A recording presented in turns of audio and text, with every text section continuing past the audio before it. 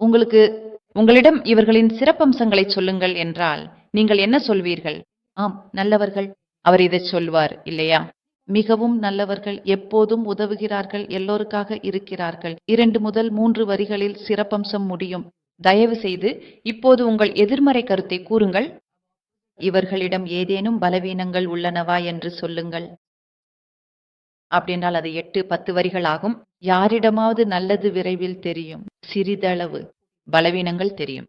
பல பலவீனங்கள் தெரியும். அதாவது நாம் நேர்மறையாக நினைக்கும்போது, அன்பாக நினைக்கும்போது நாம் குறைவாக நினைக்கிறோம். மேலும் நாம் எதிர்மறையாக நினைக்கும்போது, வீணாக நினைக்கும்போது நாம் அதிகமாக நினைக்கிறோம்.